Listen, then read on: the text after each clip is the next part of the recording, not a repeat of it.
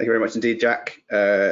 Really great to be here, back again, part 2 of this webinar on the UK Gambling Act Review, the white paper as it's colloquially known.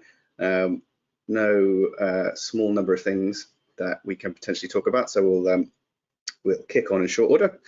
Firstly, introduce the panel that we've got. It's the same as last time.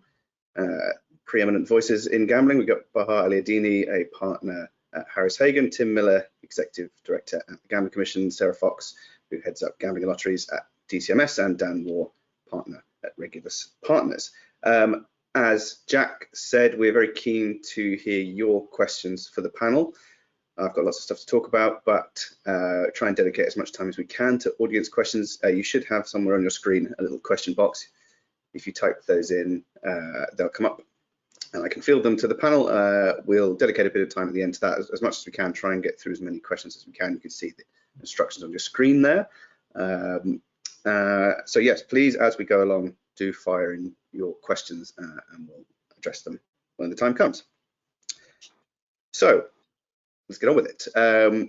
It won't have escaped anyone's notice that we are in a new political era in the UK after the recent general election, Labour sweeping to victory and in the process ending 14 years of Conservative governments. Now, particularly the latter part of those Conservative governments, it's fair to say, came with a fair amount of political turmoil, and that, as perhaps Sarah will know more than anyone else, has several knock-on effects for the white paper, particularly delays, not least because there was a rotating cast of gambling ministers at DCMS. So I think it makes sense perhaps to start, Sarah, by asking, is there a gambling minister now? As of 10 minutes ago when I last checked, there is not, I'm afraid. We're still spinning out portfolios. But I think it's a really good example of the difference between a brand new government, which is really kind of setting up all the mechanisms, all the organisation, all the infrastructure around how they operate, having been in opposition for 14 years, compared to the reshuffles that we've had over the last 3-4 years, where you were effectively getting somebody in with potentially debates in the House or bills to take through on the very next day and having to do those introductions. So it has only been a few weeks. We've had things like the King's Speech go in, and there is still a few things. We're hoping it will be in the next couple of days that we'll get confirmation. We've got recess coming up next week, so it's hopefully before then, but there's still a few things to tie down first of all. So you probably can't give us too much of a steer on what you expect Labour to do on gambling, but you have no reason to think that they won't follow through on at least implementing what's left of the white paper. We've got the manifesto commitment that was quite clearly looking at gambling harm and working with the industry on gambling reform. We know from when we published the white paper and all the debates we've had in the House on those that it generally got good cross-party support. So I think we are expecting that sort of carry on. We can't say that it's going to be exactly the same, that it's going to be delivered in exactly the same way or the same timelines or anything like that, because that was obviously the previous government. But we will expect, I don't expect massive changes. I think it's just that how do we kind of get into this with the new administration, work out the ways that we do implementation, work out a new kind of sequencing, prioritisation, timelines, and seeing that through. Dan, is that your reading of the situation? Do you expect this new government to not tack too far away from the path the white paper laid out? I honestly have no idea. If there's one thing I've learned in my years in this industry, is never to second guess what the government's going to do, and never to sort of come up with firm predictions about when things might happen. It's entirely conceivable that things could go wrong. I'm not saying they should. I've got no insight here. It's just, you know, the review itself took about 5 years, which it wasn't meant to do. I don't think anybody can count their chickens on this. Well, what do you make of potentially what could happen to gambling policy? At least let's maybe focus just on the white paper elements to start with under the new government. Well, I think it's worth remembering that the white paper, as Dan said, was years in the making and a lot of work has gone into it. Gambling isn't winning any votes, so it's probably unlikely to be a high priority. And the benefit that the new Labour government will have is if all goes wrong, they'll be able to blame the Tories. And critically, the white paper and DCMS should be commended for this. It was a very carefully crafted document with a balanced package of reforms. As I think we said on the first webinar, everybody looked at the white paper and saw something good in it. So reopening the debate might open Pandora's box and disturb the balance that the white paper achieved. And from my perspective, what we all need is certainty and stability. And as much as I enjoy coming on these webinars, I think we'd all like to get back to the day job, and it's both vital for the future sustainability and certainty of the industry, and to attract future investment that we all move on. So it's I'd conclude with saying that it's in every sensible person's interest to get it done, including politicians. Dan, if we think a little bit beyond the white paper, I know you can't make any predictions, as you just said, it's a losing game to try and guess on specifics, but is there, knowing the political makeup of the Labour Party so far, do you think there will be an appetite to keep looking at gambling policy for the whole of the term of this government? My wish is that Parliament continues to scrutinise gambling policies. It's meant to scrutinise policy in all areas. I think history teaches us that once in a generation we go through these major reviews. It's so painful that the political class then develops collective amnesia about it, and just tries to have as little to do with the policy as possible. The consequence of that is that then issues perhaps accumulate, and eventually you need another review as a result. I think the other thing, though, my sort of concern about what happens next is less about politicians, and this is not directed at Tim or Sarah, but more about what unelected officials do. And that is because we have a fairly well established public health anti-gambling movement in government, which is centred on the Office for Health Improvement and Disparities, and they are becoming far more active in this space. So, since the Gambling Act, it has been the Gambling Commission's role to make sure that regulations stay up to date. We are now seeing other state departments getting involved.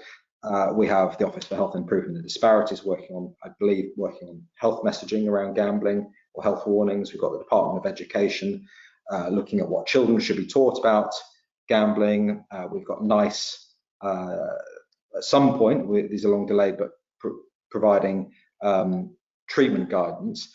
And the common denominator in all these things is they're all working with Gambling with Lives, I believe. So I think that some of the things I'm most concerned about are stuff that have nothing to do with Tim, nothing to do with Sarah, but could have a profound impact, because the objective of all of this and they're quite open about this, the objective of OHID is to apply tobacco style controls and to make gambling a sort of a slightly pariah industry and a marginalised activity.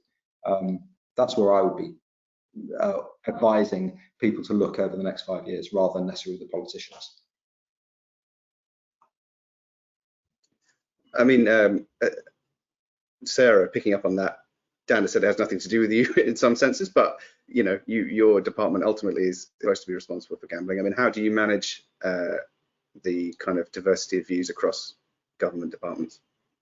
Yeah, so one of the reasons why I think it's helpful for us in DCMS to have the ownership of gambling policies, that we can be looking at all of the evidence and doing the weighing up of various different approaches, and we aren't just kind of coming at it from one angle. So we do have really good working relationships with lots of the big departments, particularly with Department of Health and with Treasury, for example, and obviously with the Centre for Number 10. And there are obviously both informal and formal processes around sign-off of policies that go through. Those won't change in terms of getting right round clearance and ministerial clearances before things are published. Now, those only apply to central departments' publications, and there are broader kind of parties that will publish things that we don't always have that foresight or control over, but we do make it our point, and I know that Tim and the Gambling Commission do the same of checking in, even if it's post-publication, where we think things maybe should have come through us first or checked or needed maybe a slightly different positioning. I think one of the interesting things will be how the new government's mission boards work, given one of those is on prevention. And a lot of what the Labour manifesto said and the speeches said was that things like prevention are not just something that the Department of Health can do on its own. And actually kind of the new health secretary has been very clear that most of the levers are actually kind of outside of his department's work in terms of having a healthy kind of country. It's not necessarily about the kind of health system, it's about all those other factors. So I think it'll be interesting to see if those mission boards are a way of getting a bit more cross-government, genuinely cross-government working on these issues, where we are kind of thinking across the piece and looking at much broader issues coming together and balancing out the trade-offs that we all have to make as well when we think about government policy. Tim, do you feel the pressures of different government departments weighing down on you? How do you manage the different perspectives? I mean, not particularly. Obviously our primary relationship with government is with DCMS as our sponsor team, and I think in particular over the course of the white paper we've worked increasingly closely together. I think increasingly well together, I have to say, from a sort of slightly personal perspective. I think for us, our focus is on regulation and the role that Parliament gave us as a regulator. We recognise that gambling as a policy issue covers a whole range of areas, but I think we've got a very clear job to do. I have some sympathy with Bahar's sentiment of can we all kind of get on with our day jobs, and what that has meant is in recent times some stakeholders in the gambling ecosystem feeling frustrated that they don't get kind of time with Gambling Commission, particularly some of those in the sort of the treatment space. But I think we're very clear, our focus needs to be on delivering our statutory role. And whilst we're interested in what happens in some of those other areas, particularly if it provides us with useful data and insights to inform our regulatory role, it's not for us to be directing or trying to design how treatment systems work or things like that. So all of that points to our primary relationship continuing to be with DCMS. Understood. I want to hit on some of the kind of key issues that are still to be resolved in the white paper. One of them is changes that would allow casinos to have more machines, and there's also cashless play. Tim, what remains to be done there in terms of getting that across the line? So I mean, this is probably one primarily for Sarah, because I think we have a support role here in terms of setting out the appropriate kind of regulations and protections that might need to be in place when some of those come in. But most of those sort of changes, particularly in the land-based sector, will be driven by statutory instruments. So clearly we've been doing our thinking for some time as to what we will need to do to support that, have been engaging closely with operators and others in the industry to understand what their expectations are, make clear what our expectations would be as well. But we will be waiting for those relevant statutory instruments if that's what the new government decides. Sarah, could you pick up on that? Yeah, sure. So on the land-based bonds, so we got to a place of the previous government where we published the consultation response, set out what we were going to do. We were quite close to laying some of the statutory instruments before the election happened, but then with the election happening, that does call to a halt kind of all the parliamentary work. So generally over the course of the kind of pre-election period, it really was only kind of anything that's in the national interest or that kind of really high bar that was getting through Parliament. We then obviously have to wait for the King's Speech to announce the primary legislation options, but the King's Speech does not get into kind of secondary legislation or where that lands And we obviously now have recess as well. So the timing of the election has meant we actually only had a couple of weeks of kind of normal parliamentary time. We'll have recess, summer recess, and then only be back in September for about 7 working days before conference recess starts. So just the amount of time we have within Parliament is incredibly limited over this period. It will be something that new government will want to have a look at. There is the kind of option of being able to drive delivery quite quickly on these things, with the parliamentary time being the kind of the main barrier there. But equally, they may want to look at some of those decisions, and it will be within new government, new ministers' rights to kind of want to have conversations with stakeholders, really understand the real world impacts of these things before kind of confirming or changing those decisions. Equally, if they want to really prioritise delivery, we could go quite quickly once we get parliamentary time. So it's kind of 2 options there really on implementation. Okay, thank you very much. Let's move on and talk about affordability, not the official name anymore. Has lots of different names for different varieties of financial checks done on gamblers to ensure they can afford their gambling. Tim, we're in the middle of a pilot for financial risk assessments, the more intensive, if that's the way you want to look at it, checks that may be required for some consumers. What can you tell us about the pilot? Can you give us any update on how it's going? Yeah, cool. So, I mean, the first thing that's probably worth saying, just to your kind of introductory point there, is that what we're working on here is not affordability checks just with a different name. I know a lot of the reporting kind of still uses affordability checks like it's kind of interchangeable. They are actually very different things. The original idea of an affordability check was to check whether an individual's gambling at the level they were doing it would be affordable for them. That isn't what we're trying to achieve here, and it won't be what it will deliver. What financial risk assessments are about doing is providing information to operators that will help them identify whether for consumers there are particular risk factors in the financial space that they need to be taken account of in their kind of interactions and their dealings with that customer. And they are 2 very different things. And this isn't just being pedantic around terminology. They are intended to achieve different things. And I think it's important to place the work in that context. The pilot itself properly will get underway towards the end of August. But leading up to that, we've been having a lot of engagement, particularly with those operators that will be a part of the pilot, to kind of understand what they will need to work successfully on this.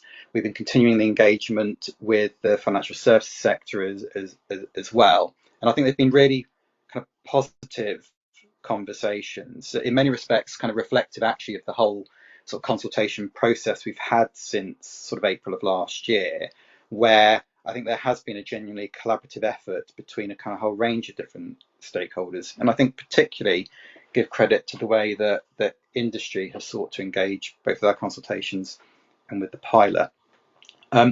We will be, prior to the pilot starting, kind of publishing more details about how it's going to work, what we'll be looking at through that pilot process, what the different kind of stages are.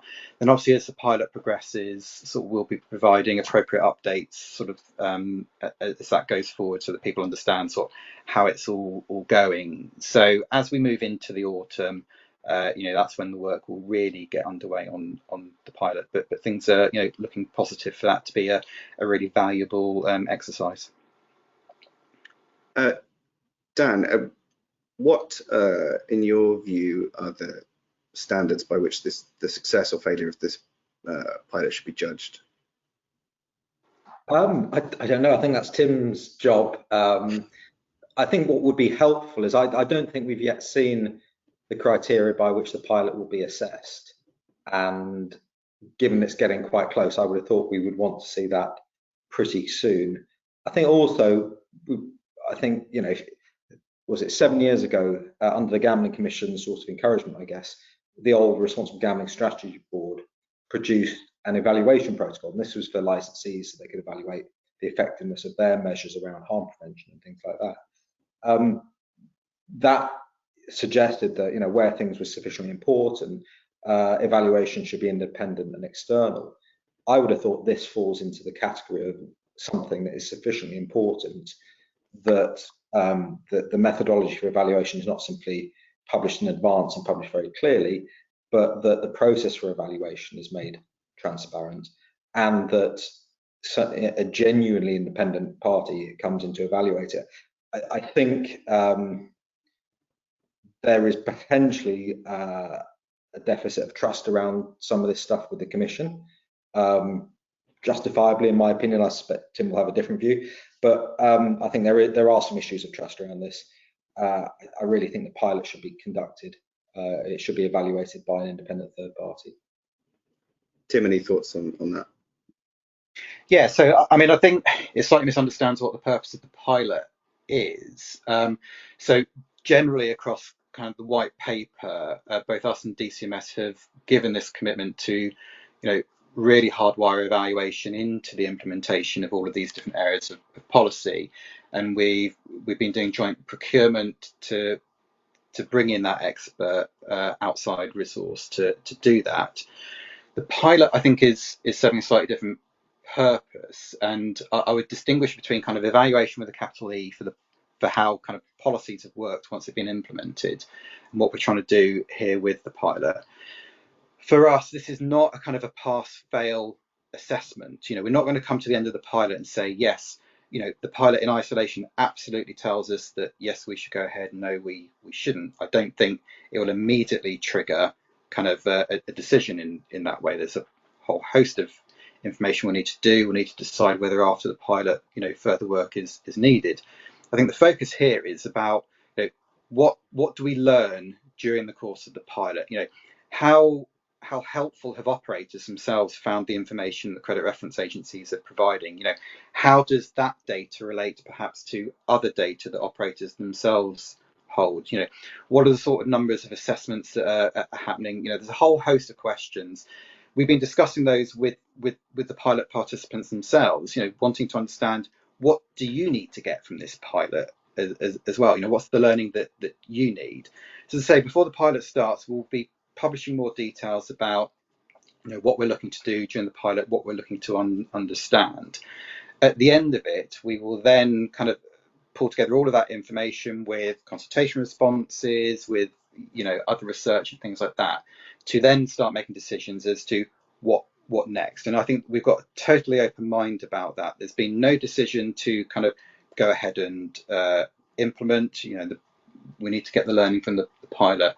We're clear that we will probably discover all sorts of things that we weren't expecting to discover during that phase as well. So I think we've got to keep a really open mind about it. But as I say, I think the approach is different to when you evaluate a policy that you have implemented, where actually you are measuring as to whether that policy delivered the expected regulatory outcomes. Did it have unintended consequences and things like that? Some of those questions will be similar here, but we're doing a very different exercise. I'm conscious as well that actually this is the first time that we've done a pilot like this, you know, with industry. So actually, to an extent, we're almost piloting here, and there'll be some learning that we'll need to do as we go along as to, have we got the approach to a pilot right? Do we need to tweak that as we're going through to reflect that maybe we're not learning as much in some areas as we would hope? And so what we're seeking to do in the way that we're working with the pilot participants is give them enough certainty about what's going to be happening over this period, but also leave enough flexibility that if they or us need to adapt the approach in order to give the best possible kind of learning and outcomes, that we can do that.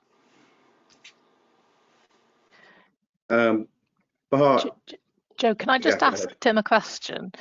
How much is consent being looked at as part of the pilot, given the need for them to be frictionless? And at least my understanding that the CRAs hold keys to, I think, 4 of the 5 data types that are driving the pilots, with each data type being subject to a different level of customer consent and privacy.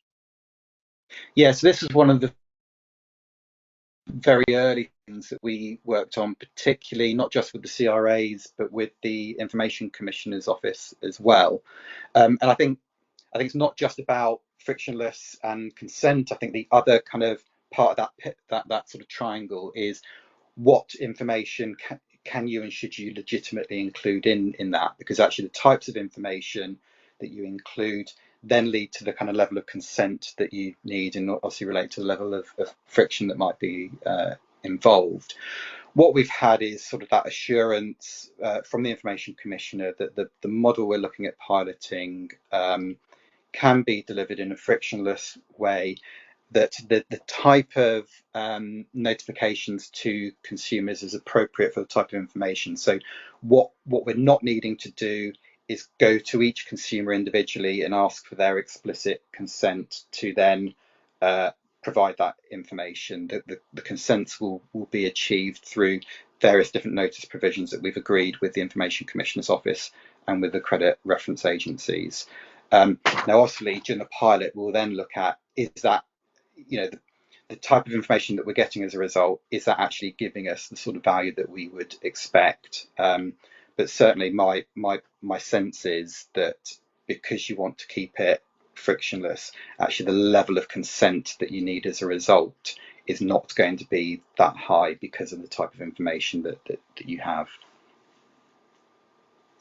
Can I add one more? Yeah, sure. And I am in the in the realms of rumour and scuttlebutt here, but what we've been picking up is that the Gambling Commission has said, yes, we're doing this pilot, and yes, the BGC's introduced a code, but you're as you were in terms of what you were previously expected to do.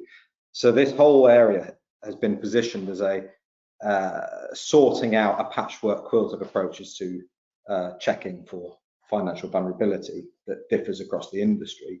My understanding is this patchwork quilt is still there, it's very much there.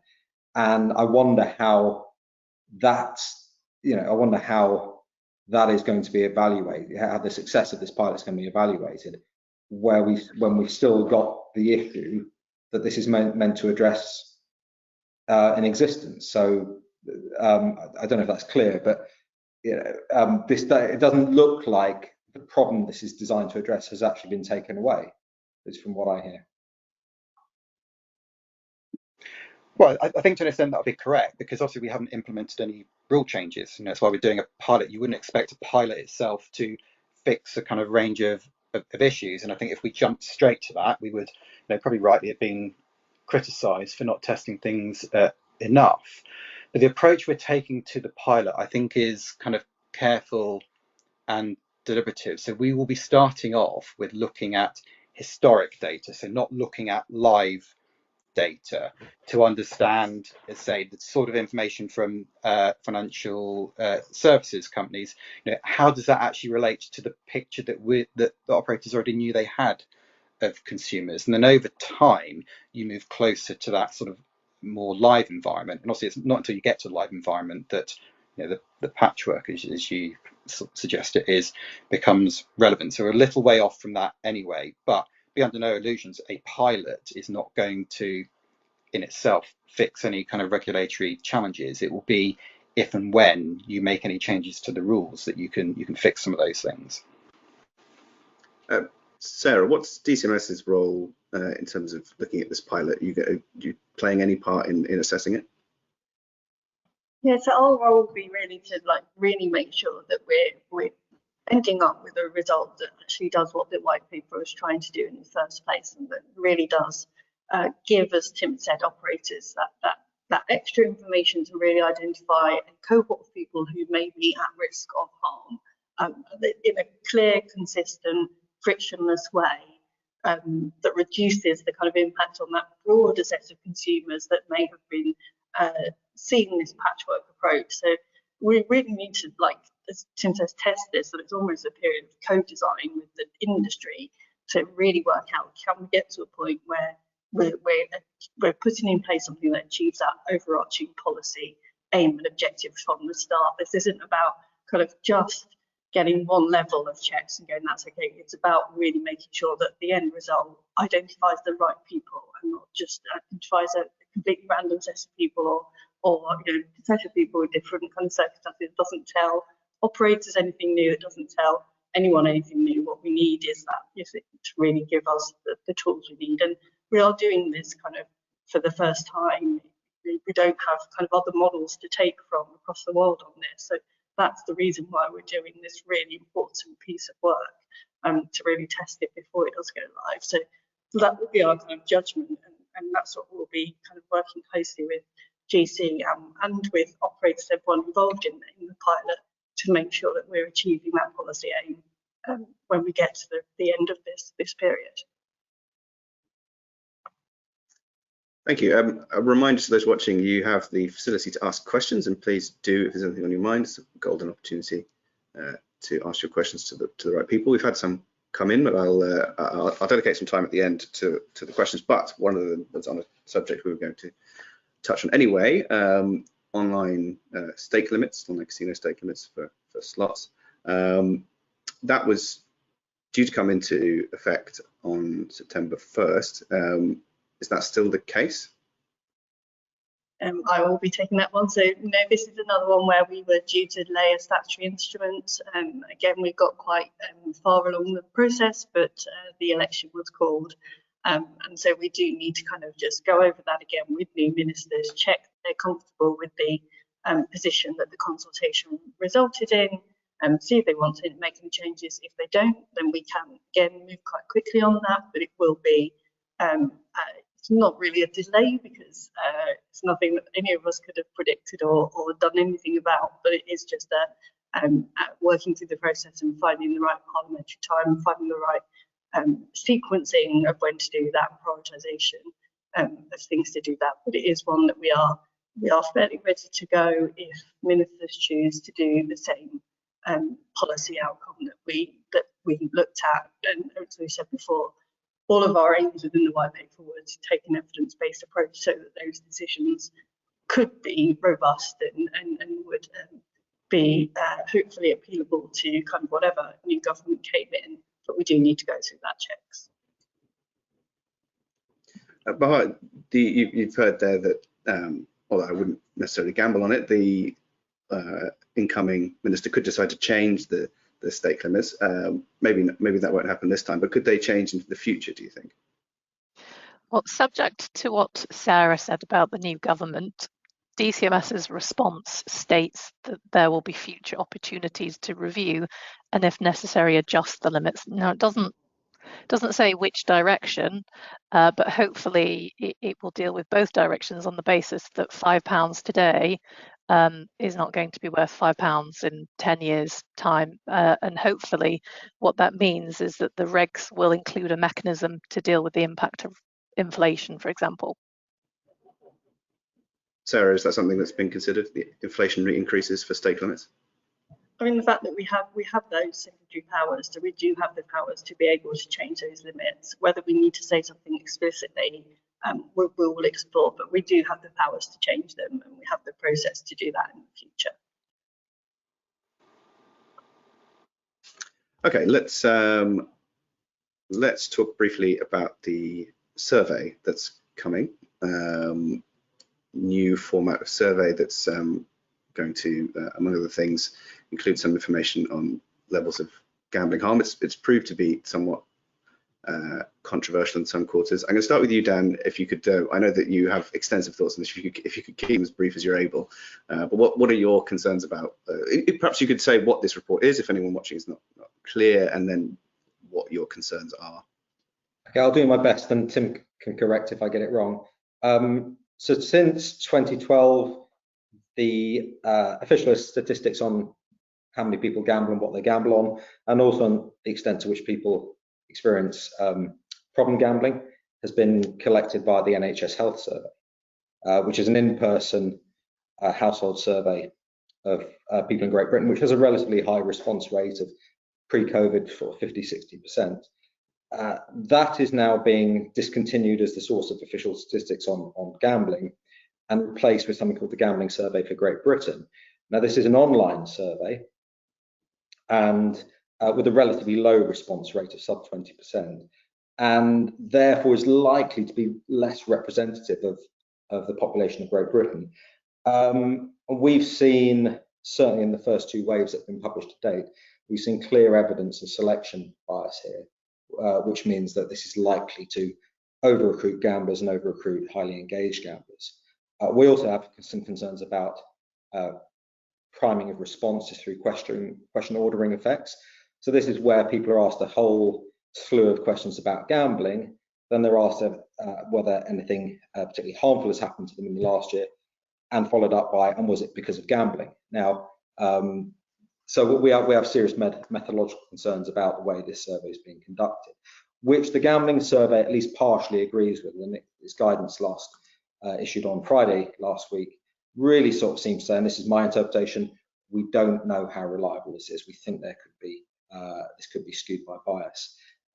My sort of view on this is that it is very strange for a market regulator to be publishing official statistics on their market when such profound doubts exist about their reliability. And particularly if you go back to the consultation on this back in 2020, the Gambling Commission said that it would only proceed with the survey if it was able to ensure that these biases had been excluded, and it's absolutely crystal clear that they haven't been. So, and I guess this also comes back on the back of the fact that, as Andrew Rhodes has acknowledged, the debate on gambling policy in this country has been clouded by some really appalling misuse of statistics, some really appalling pieces of research, and some of which have involved public bodies. So I'm deeply concerned about what the Gambling Commission is going to publish on Thursday.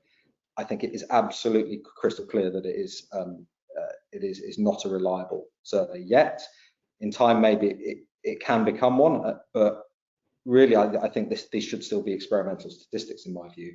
We shouldn't be publishing statistics on things as really serious as suicide and domestic violence, in the knowledge those statistics are probably incorrect. Tim. Yeah, so look, I mean, obviously there's been extensive sort of commentary around development of the GSGB. You know, we've been following that with interest, but candidly, in developing this, we have listened to recognised experts in data and statistics when we developed this methodology. We've been working closely with the Office for Statistics Regulation, who's the expert stats regulator, both actually as we developed methodology, but also as we developed the guidance that we've published around it. So the OSR were cited on that, and we sought their input to that. I think what's clear is that all methodologies absolutely have their limitations. I think the difference here is that we are being very open and transparent about what the GSGB's current limitations are. I think that stands in contrast to kind of quite how kind of open and transparent you know, a range of people can be about the limitations with their own methodologies. I think as well, when you look at the health survey, which, you know, as Dan said, had historically been used for developing this, that is not without significant issues now. You know, the sort of challenges we face with that is there's no guaranteed space on those health surveys, and there's not been a consistent way of collecting that data across the 3 nations in Britain. There's huge inflexibility for us to be able to update the questions, particularly things like the list of activities on the gambling participation list, which have not really kept pace with the reality of what consumers actually gamble on. There's a long period of time between when the data is collected and when it's published. So, you know, in a fast-moving world that we've got at the moment, that gives us a challenge with having up-to-date data. You know, Dan had mentioned sort of pre-COVID, you know, response rates of about 59% for the health survey, but they have been falling, and in 2022 it's down to 32%. So those rates are dropping.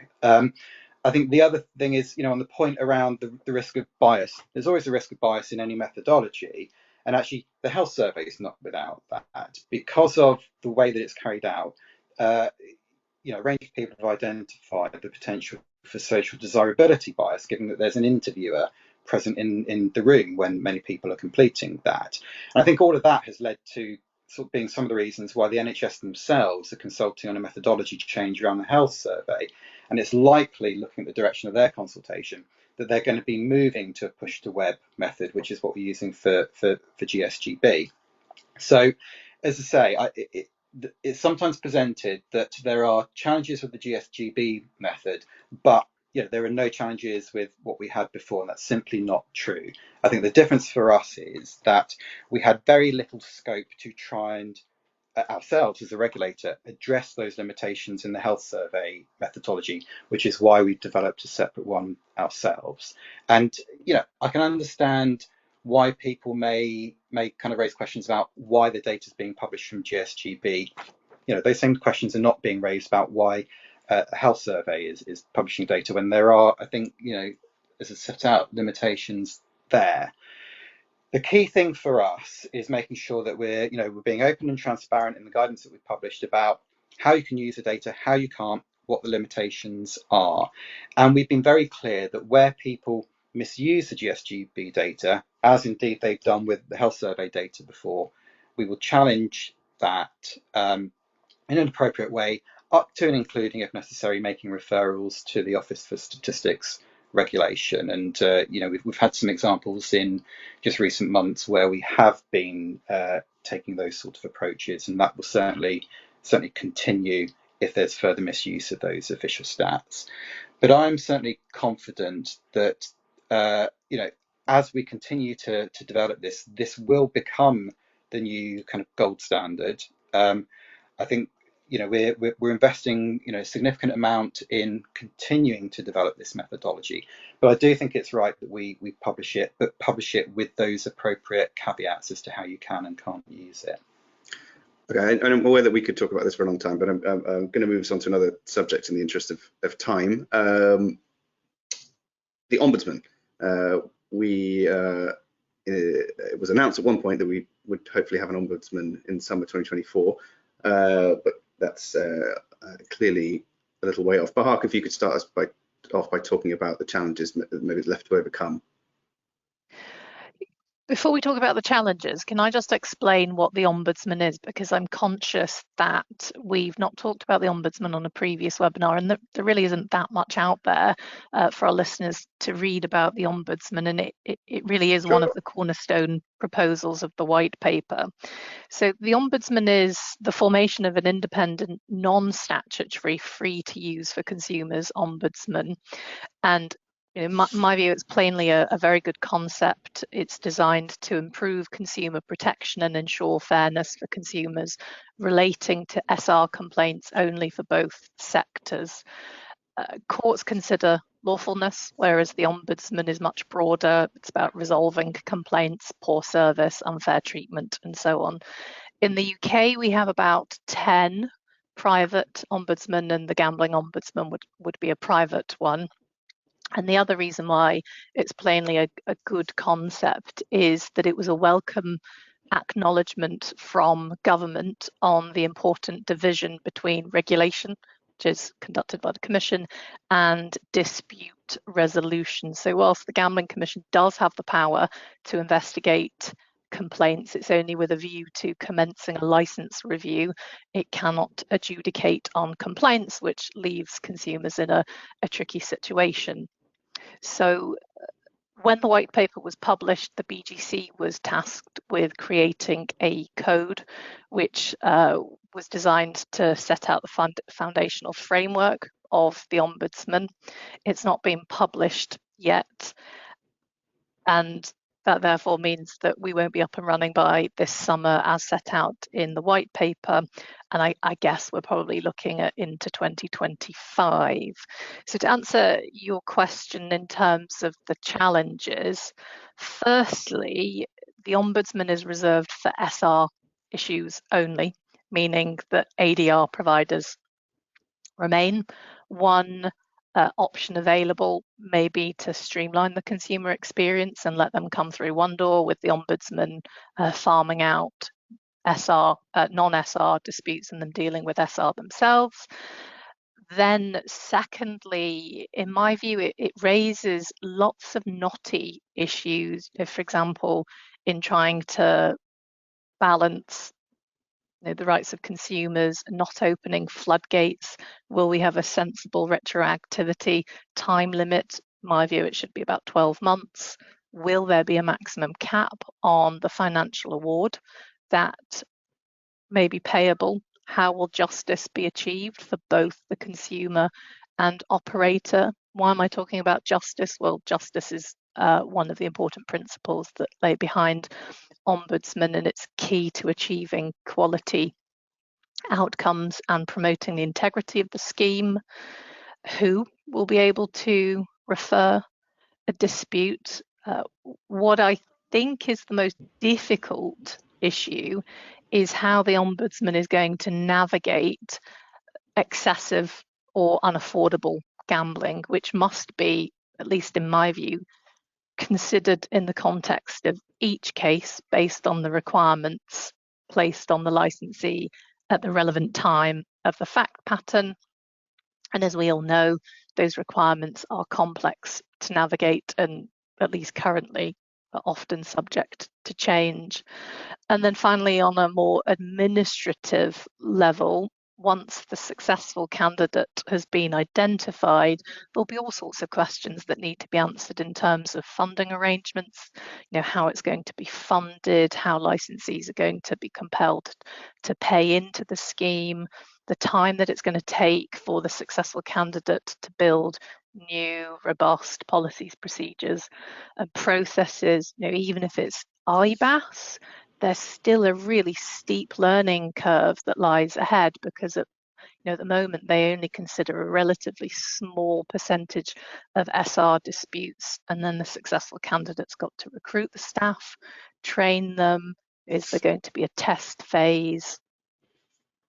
So there's lots of different challenges, but it's, in short, it's a really good concept, and I think it's in the interests of both consumers and operators. I'd like to move to audience questions very briefly, but before we do, Sarah, on the Ombudsman, any update on where we are there? Yeah, so one of the reasons that we chose to go the non-statutory route on this was actually so that we have that mixed implementation process across the white paper, which meant we weren't reliant on Parliament time or a legislative vehicle. So we have made really good progress working still closely with BGC over the pre-election period and running up to that on the code. So that there has been that ability to keep going on some of these things, whereas other things have had to pause. I think there still will be the keenness to make sure that everyone is agreed with the code, and so you still want to make sure that new ministers are kind of comfortable with the code and get that kind of cross kind of us gambling commission operators ministers support for the code so that when it's published. So I think we have made really good progress, but there still might just want to be those couple of steps that we want to go through just to make sure everyone is comfortable, so that it can kind of come out, be published, be debated, be looked at in the right and productive way that it needs to be, given so many interests, as far as it kind of explained on that. Okay, thank you very much. Let's move to audience questions. We've got a few coming in. This one, I think, for Tim, fairly straightforward, hopefully. Will the methods and sources of information used by operators during the pilot be published? So the information that they'll be using will come from the credit reference agencies. So it'll be clear that that's what they're relying upon. Obviously, operators themselves will have existing data within their businesses that may be relevant, but certainly we've been very clear. The extent of this pilot will be looking at what the credit reference agencies provide. So that's very open. We've had a question in around the gambling survey. Tim, I'll start with you on this.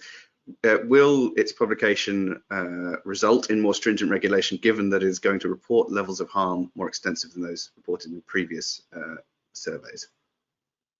So no, I mean, what we're clear about is, particularly when you change methodology, and this would be true of any methodology change, effectively you set a new baseline. So I don't think it would be appropriate to be changing a regulatory approach or changing government policy on the basis of one set of data. Now, over time, as the methodology develops, as we start to build a trend in the data, then clearly you will start to assess that against the entirety of the evidence base and say where does that lead you in terms of public policy and regulation. But I think we are quite some way off from GSGB being used in that way. For us, I think the absolute number on some of these things is not the really key thing. It's actually how those numbers develop over time, but also how they relate to each other. So one of the really positive things about GSGB is it will allow you to better kind of cross-reference different bits of data to understand, what might be happening with a particular product type or a particular demographic and things like that in a much more sophisticated way than we've had before. But I know there's been voices out there that have raised concerns about, will this immediately change, where there's been kind of thresholds referenced in our rules as to number of customer interactions. None of that is going to change as a result of us publishing this. There's enough other regulatory change happening at the moment to keep, I think, everyone satisfied for quite some time. And as I say, we recognise it's a new methodology, so it will all need time to bed in. Dan, we've heard that's the regulatory position on that. We have already seen some media coverage around the kind of the headline number, even if the Gambling Commission would rather it wasn't wielded in that way. Do you think there will be at least some people agitating in the kind of political space as a result of this survey coming out for more regulatory tightening? We're already seeing that. I mean, we've seen Lord Foster speak in Parliament on this point.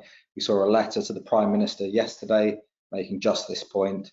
It's also, I mean, the idea, yes, I agree with Tim's sentiment that policy should be based on evidence in the round, but the fact is that health survey estimates of problem gambling have been used directly to justify specific policy choices in the past, including interaction quotas. So I welcome Tim's assurance on that one, but I wonder how long it's going to last.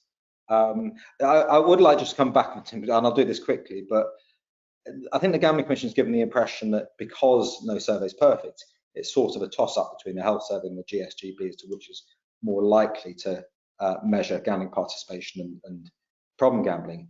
And I think that's a misleading impression. I think the Gambling Commission knows quite well that the health survey is likely to have been a more accurate survey in the past, and therefore if its new survey is coming up with wildly divergent numbers, which it is, that should really give pause for thought before pressing on with this. And I'll make this point again. In the last few years, an attitude has developed in our public bodies, particularly the Office for Health Improvement and Disparities, but also the Gambling Commission's Advisory Board for Safer Gambling, that is somehow okay to publish misleading statistics on things like suicide and other severe harms. It's not okay. It should never be okay. We have to be really, really careful with these sorts of statistics. And I honestly, I know it's too late, but I really question the Gambling Commission's decision to press ahead with publishing such emotive statistics. Particularly when we'll see next year with the Adult Psychiatric Morbidity Survey, a survey which could well show that the Gambling Commission has been publishing misleading statistics. I wonder what will happen to trust in the Commission if that comes to pass. Tim, anything to say on that? Look, as I say, there's a whole range of views here. The experts that we've worked with, despite, if you take someone like Patrick Sturgis, for example, really eminent in this field. Yes, he's absolutely identified areas where we need to kind of strengthen and test this methodology further. But we did also ask him the specific question as to whether he thought it was right for us to go ahead and publish, notwithstanding the areas that he felt that we need to look at further. And he was clear with us that it was appropriate. As I say, we've also been working with the Office of Statistics Regulation, who are the expert stats regulator, and we've actually invited them to do some further work with us afterwards as well to continue giving that assurance. So I'm comfortable. As I say, I don't suggest that the is perfect at all. There are limitations in it, but we are being very open and transparent about that, and we will also be very robust with people where they misuse that data. And I think that's the right way to approach things. The more important question, which I think Dan sort of touched on this as well, is I agree. I think certainly in the past there were times when the headline rate of problem gambling was used sometimes in isolation to be the definitive kind of test as to whether you do something or don't do something. I just don't think in kind of going forward that approach is appropriate. And you can kind of see where we are on this through the way that we delivered our advice to government around the Gambling Act review, where what we actually did for the different policy areas was do an overall assessment of the evidence base, the strengths, weaknesses, the gaps, and so on. We were not relying on any one particular source of evidence to give a kind of definitive view, because I just don't think that leads to the best possible policy making or regulatory change. You need to layer the different types of evidence and data that you've got to form a much more rounded picture. Both the qualitative stuff that you get in things like GSGB, the quantitative stuff in GSGB, but I think also importantly the qualitative stuff that we get through through consultations, through the quite extensive panels that we do with consumers and others as well, and that gives you a much richer picture to inform your policy making. Okay, I'm going to try and squeeze one more audience question in before I ask a closing question. I think this would be for Sarah. We haven't really had any time to talk about the levy, unfortunately, but someone's asked a question about charity lotteries. In terms of charity lotteries, the questioner says, many are concerned the gambling regulation coming in will limit the amount they can raise for good causes. They say these kinds of lotteries don't really cause gambling harms. Is there any update on discussions the department has had on zero rating the required contributions from charity lotteries under the gambling levy? So as with the whole of the statutory levy, we did the consultation. That consultation is in theory still kind of outstanding. We didn't publish a government response. And again, it will be one of those areas that we definitely want to kind of go through with new ministers in quite significant detail, given it is a real shift in the landscape that we have around gambling. And we'll want to go through all those different factors and choices that ministers will need to make, including all of the evidence.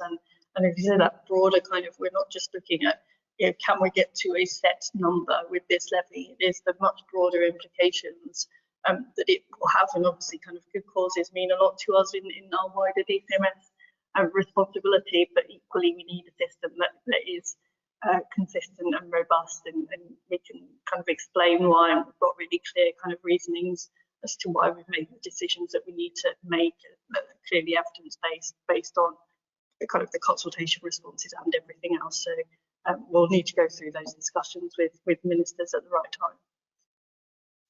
All right, I'd like to thank you. I'd like to close the name of this webinar was What's Next. So let's imagine a scenario, if you can conceive of it, where everything laid out in the white paper is dealt with.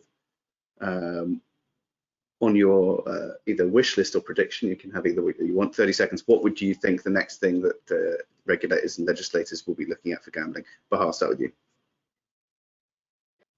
Well, I think it depends entirely on when the journey of the white paper ends, but probably advertising, suicide, and whatever comes out of the gambling ombudsman, which could be a duty of care to customers.